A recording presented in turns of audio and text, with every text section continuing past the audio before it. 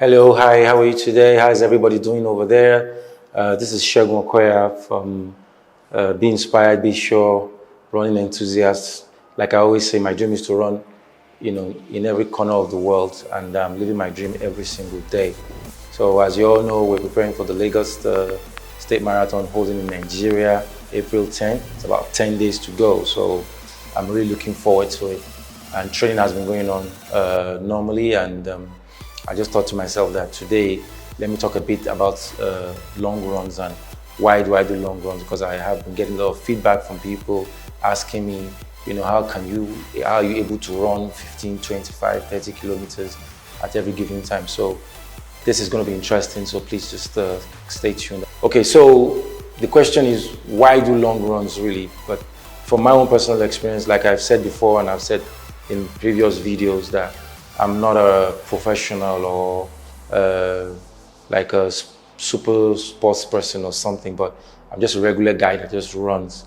But when I started doing the long runs, the benefits that I've had in the long runs that I've done over time is something that I really, I think I wanted to share with people. Because when you tell people that, oh, I'm going to run 20K today, I'm going to run 15K today, I'm going to do a slow run, or a tempo run, or like a medium to fast run, people like ask, how can you actually run that far?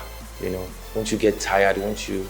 So really, I'm going to just put you through the phases and what I go through when I embark on a long run, most times 2 or 3 times a week, depending on my training schedule for that week. So first of all, the truth of the matter is, I strongly believe, if you check my previous videos, I always talk about brisk walking, jogging as one of the best ways to lose weight, and I'm sticking by that assumption because I am a true testimony to this. This has happened to me over the years. I've constantly dropped my weight, especially with long runs. So, like I said, long runs actually help you to lose weight, and that's actually a fact.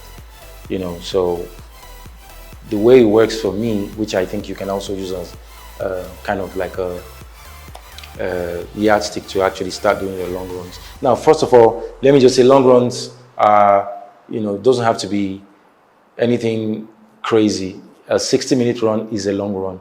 A 90-minute run is a long run. 10 kilometers, 15, 25, like I said. It all depends on your ability to keep going. So most times in the morning, I like to do my long runs in the morning. I wake up in the morning, set up my running app on my phone. I put on my headphones and I start out very slowly. More often than not, most of my long runs during my training exercises for marathons are always slow, steady runs, because what you want to do is you want to increase the endurance level, you want to strengthen your muscles, and you want to give your cardiovascular some kind of uptake, really. So for me, it's actually very interesting, and it helps me to get ready for the race day. So on marathon day, that's like a different level entirely. All your training, you put it together. So more often than not, running on the road sometimes can be a bit cumbersome.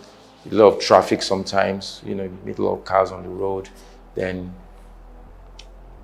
the distraction.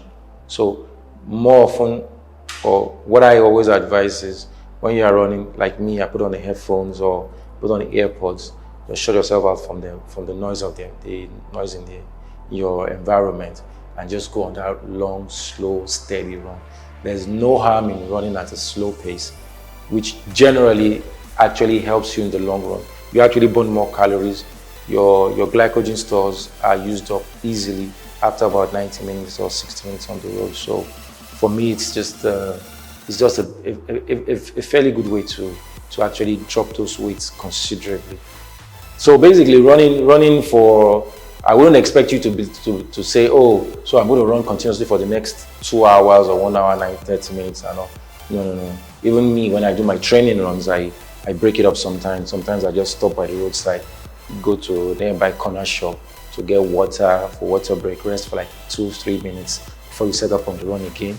So, or sometimes even I actually stretch, stop by especially on the bridge, if you know the Ikoyi Link Bridge in Lagos, I stop by that area, stretch my legs, for a while. Sometimes I sit by the pavement, have a drink or a sip of water, really. But the idea really is just to get yourself relaxed a bit and you set out again. Like I said before, it's a training run. It's not supposed to be something extremely hard on yourself about. So I don't really look at the timing and all, but what more important, when I'm doing my tempo runs or my speed runs on the treadmill, those ones are when I now kind of give it my all. Now, everything I do, all those things, when you put them together, when you exercise for that period of time, like when you run on the road, you end up burning quite a substantial amount of calories, which is actually good. And over time, your body muscles tend to become leaner. So if you're on the big side, or you're thinking to yourself, oh, do I really, how do I lose this weight? Yes, it's good to go to the gym, it's good to have a good diet, but trust me, long walks, jogging on the road, long periods has immense benefits. I am the living testimony to that.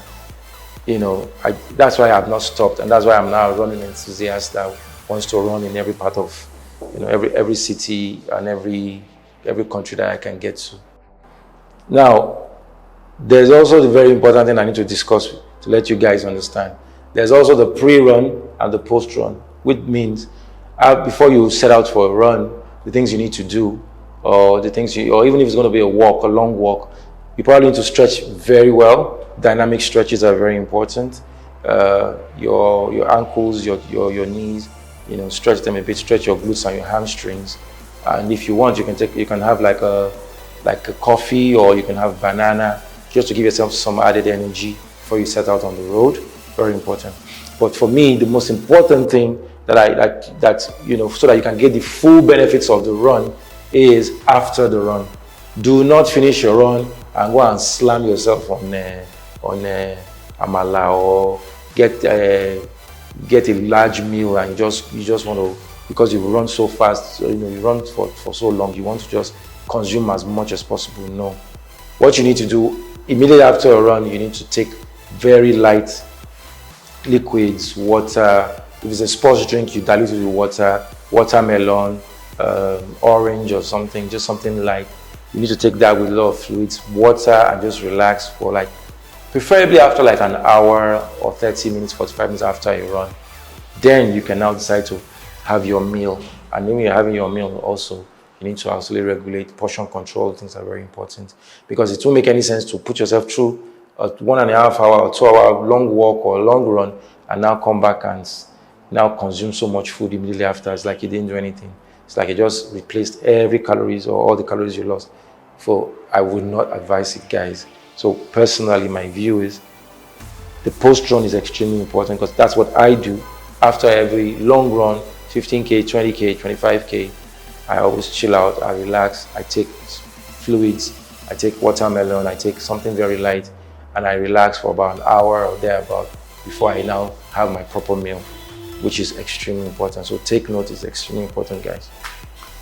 And like I said before, we are 10 days to the race, so things are hurrying up, and I'm going to put out a video to tell you what happens or how I prepare 36 to 48 hours before the race day, the things I do with regards to the kind of kits I'm going to wear, with the kind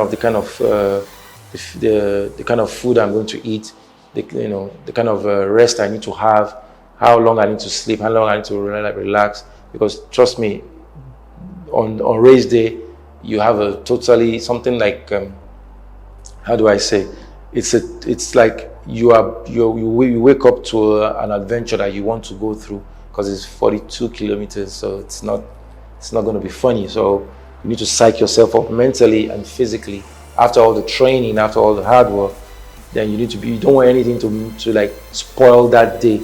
So there are some critical things you need to do that I will do, and I will share with you guys to let you know what happens in those final days before the race day. Thank you very much. Don't forget to like, subscribe, and share this video as much as you can with all your friends and family. Let everybody know what we're trying to do, and also to encourage people out there that want to get on this weight loss journey. or why they should start running and take up running as an exercise. So it will mean a lot to me. And also leave comments in the description below if you have questions, suggestions, what kind of videos you would like to see, what you think I'm not covering. Don't forget, this is like a real life event of how I do my own thing. So, but comments and suggestions are fully welcome. So click that subscribe button, like and share. Thank you.